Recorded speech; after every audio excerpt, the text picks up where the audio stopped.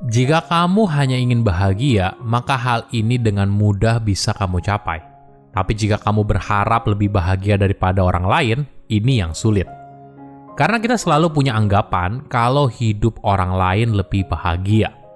Wajar saja jika kamu merasa tidak bahagia. Kekayaan dan kebahagiaan adalah dua sisi dalam satu koin. Apa yang kamu miliki dan apa yang kamu harapkan atau butuhkan. Contohnya begini, setiap orang punya kondisi hidup yang berbeda. Berapa banyak uang yang mereka miliki, di mana mereka tinggal, dengan siapa, dan sebagainya. Tapi di luar kondisi hidupmu sekarang, ada yang namanya kebutuhan dan keinginan. Kebutuhan adalah sesuatu yang kita perlukan untuk menunjang hidup. Makanan, tempat tinggal, pakaian, dan sebagainya. Keinginan adalah sesuatu yang menjadi aspirasi hidup kita. Rumah yang lebih besar, mobil lebih mewah, dan sebagainya.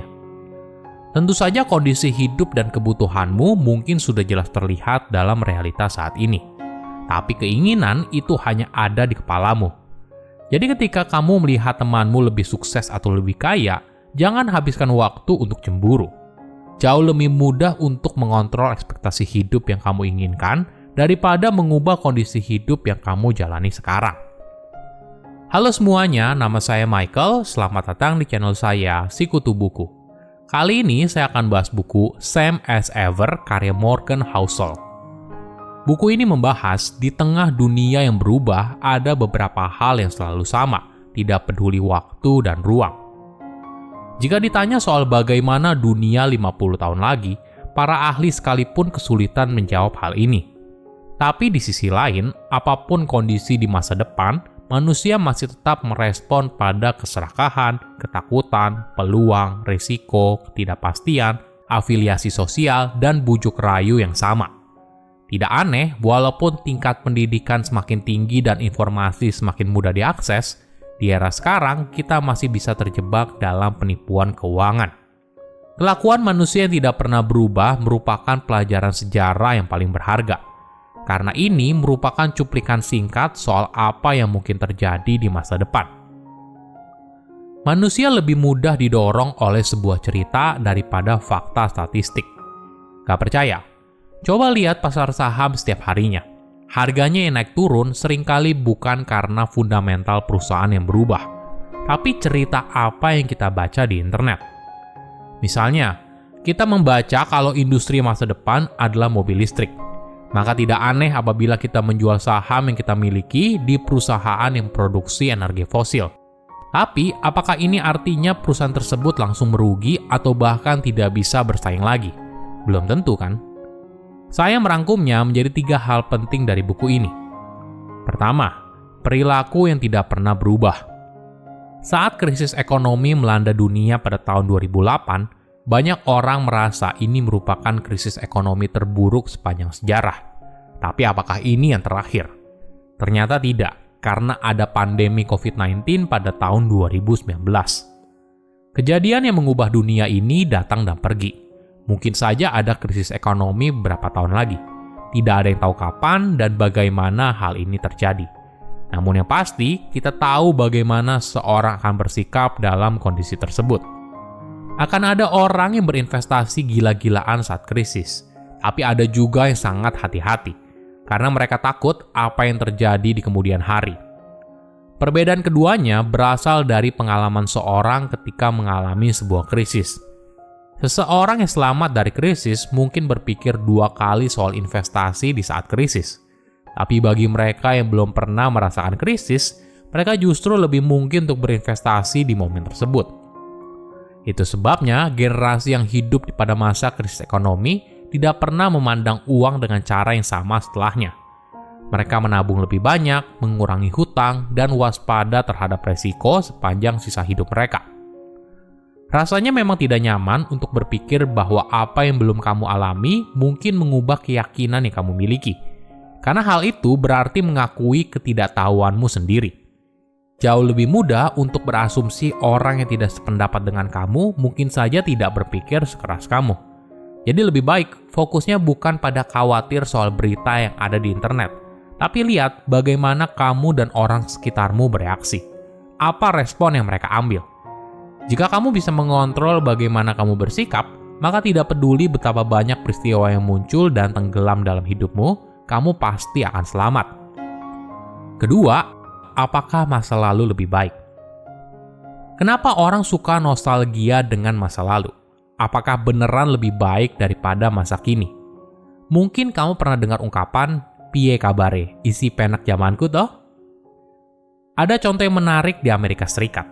Generasi baby boomers yang lahir pertengahan 1940-an hingga pertengahan 1960-an. Dan juga orang tuanya seringkali menganggap tahun 1950-an sebagai masa keemasan. Di satu sisi, keluarga sederhana yang berada di masa itu dengan satu orang pencari nafkah bisa memiliki gaya hidup kelas menengah. Sesuatu yang mungkin sulit dilakukan di kota besar saat ini. Tapi, apakah beneran lebih baik? Faktanya tidak. Di tahun 1950-an, tingkat kematian justru lebih tinggi. Banyak orang meninggal di usia muda. Selain itu, tingkat pendapatan rata-rata keluarga masa kini jauh lebih makmur, walaupun setelah disesuaikan dengan inflasi. Rata-rata gaji per jam saat ini 50% lebih tinggi daripada tahun 1950-an setelah disesuaikan dengan inflasi. Kenaikan penghasilan ini bukan karena bekerja lebih panjang atau karena wanita juga ikut dalam bekerja, tapi karena peningkatan signifikan dalam hal produktivitas. Meskipun begitu, kenapa banyak generasi tua sepertinya masih terjebak dalam nostalgia masa lalu? Mungkin hal ini berakar pada kecemburuan dan hasrat manusia untuk membandingkan dirinya dengan orang lain. Pada tahun 1950-an, gap ekonomi antara kamu dan kebanyakan orang tidak begitu lebar. Wajar saja, saat itu dunia baru selesai menghadapi Perang Dunia Kedua dan distribusi gaji masih tidak terlalu jomplang. Hanya sedikit kalangan yang hidup dalam kemewahan pada tahun 1950-an. Namun semua berubah pada tahun 1980-an. Amerika Serikat mulai mengubah struktur pajak mereka dan berbagai perubahan lainnya, sehingga menciptakan kalangan konglomerat baru, sebuah gaya hidup yang menjadi acuan banyak orang. Apa yang masyarakat lakukan? Mereka melihat sekeliling, lalu melihat orang lain yang hidupnya jauh lebih baik daripada mereka. Hal ini lalu membuat mereka cemburu dan marah. Nah, di era sekarang, jurang ekonomi terlihat semakin lebar karena media sosial. Kita bisa melihat orang yang usianya lebih muda tapi hidupnya jauh dalam kemewahan. Alhasil, kita membandingkan hidup biasa aja yang kita jalani sehari-hari dengan kehidupan orang lain yang sudah dipilih sedemikian rupa untuk menggambarkan kesuksesan hidup yang sudah mereka raih. Ada yang masih muda tapi sudah jadi CEO dari skincare yang dibuatnya. Lalu pamer mobil mewah, rumah besar, dan sebagainya. Jadi tidak aneh jika dibilang ekonomi saat ini bagus dalam menciptakan 3 hal. Kekayaan, kemampuan untuk memamerkan kekayaan, dan kecemburuan besar terhadap kekayaan orang lain. Ketiga, tips mengelola sebuah resiko. Resiko terbesar adalah sesuatu yang tidak disangka oleh orang lain. Karena tidak ada yang menyangka hal ini terjadi, maka tidak ada yang bersiap. Jika tidak ada yang bersiap, maka kerusakan yang muncul akan jauh lebih besar ketika hal buruk ini terjadi. Ini yang harus kita pahami. Tentu saja bisa dibilang mustahil untuk merencanakan sesuatu yang tidak bisa kamu bayangkan. Tapi mungkin kita perlu melihatnya dari sudut pandang yang lain. Penulis mencontohkan bagaimana negara bagian California memandang sebuah gempa bumi. Mereka tahu kalau akan ada gempa bumi yang besar. Tapi mereka tidak tahu kapan, di mana, dan seberapa besar. Jadi apa yang dilakukan? Kita bisa menyiapkan tim cepat tanggap gempa bumi.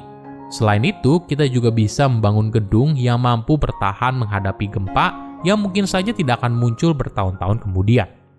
Pelajarannya adalah kita berinvestasi pada persiapan, bukan prediksi. Silahkan komen di kolom komentar pelajaran apa yang kalian dapat ketika baca buku ini. Selain itu, komen juga mau buku apa lagi yang saya review di video berikutnya. Saya undur diri, jangan lupa subscribe channel YouTube Sikutu Buku. Bye-bye.